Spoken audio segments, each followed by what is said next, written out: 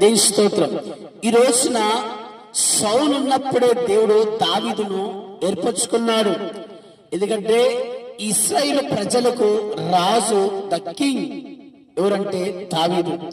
దేవుడు దావీదును మొదటిగానే తైలాభిషేకము చేత అభిషేకించి ఇశ్రాయేలుకు రాజు నువ్వే అని సమూయేలు ద్వారా దేవుడు ఏం చేసిండు? హల్లెలూయా.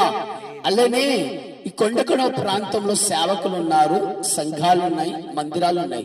కానీ దేవుని యొక్క ఉద్దేశము, దేవుని యొక్క ప్రణాళిక, దేవుని యొక్క చిత్తము ఏమైందో ఏ నరమానవుడు ఆయనను గ్రహించలేడు. ఆయన ఆలోచనలు ఎవడు వివరించలేడు, గ్రహించలేడు. దేవుని స్తోత్రం. అయితే దేవుని చిత్తం ఏదో ఉంది. దేవుడు చూడు, అయ్యా ఎండ తీసేయండి, వాత నిమ్మలపరచ అనగానే దేవుడు చూడు ఎంత మహదుడు అంటే ఎండను తీసేసి ఈ రోజు నాకు చల్లగా వచ్చింది దేవుడు. హల్లెలూయా. ఈ స్థలములో దేవుడు ఉన్నాడు, ఈ స్థలములో దేవుడు ఉన్నాడు. దైవజనుడు దేవుడు తోలుకొని వస్తున్నాడు. అయితే దేవుడు ఎందుకు ఈ యొక్క స్థలంలో జీసస్ క్రైస్ట్ మిరాకిల్ మినిస్ట్రీ పరిచర్యను దేవుడు ఏర్పాటు చేసిన ఒక మిరాకిల్ జరగాలి.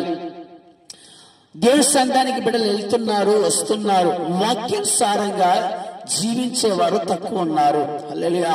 ఈ రోజున చాలా మంది మందిరానికి వెళ్ళి ఏం చేస్తున్నారంటే కానుకలు ఇస్తారు, దశంభాగం ఇస్తారు, ప్రార్థన చేయించుకొని 10 రూపాయలు 5 రూపాయలు చేతులు పెడతారు.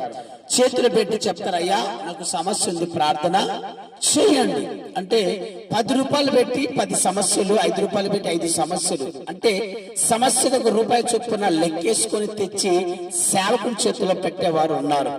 దేవుని సన్నిధానానికి ఎందుకు రావాలంటే ఈ సమస్యలన్నీ సఫలపరచుకోవడానికి కాదు, కానీ మనం చనిపోతే ఎక్కడికి వెళ్తామో, దేవుని యందు దైవ చిత్తానుసారంగా ఎలా నడవాలి, దేవుని కొరకు నేను ఎలా జీవించాలి, దేవుని కొరకు నేను ఎలా సాక్షి బిడ్డగా ఉండాలి, దేవుని యొక్క రక్తంలో ఎలా కడగబడాలి, దేవునికి నేను విరోధమైన పాపం చేస్తున్నానా, దేవునికి విరోధమైనది ఏదైనా నాలో ఉన్నదా, దేవునికి నచ్చని కార్యాలు ఏదైనా నాలో ఉందా, నా చూపులో గాని, నా ప్రవర్తనలో గాని, నా నడువల్లో గాని, నా డ్రెస్సింగ్ లో గాని, ఇతరులతో మాట్లాడే విధానంలో గాని ఏదైనా దేవునికి దుఃఖకరంగా నెల ఏమైనా ఉన్నదా అని ప్రభు సన్నిధానానికి వచ్చి అడిగి దాన్ని విడిచిపెట్టుకున్నట్టుగా ఉండాలి.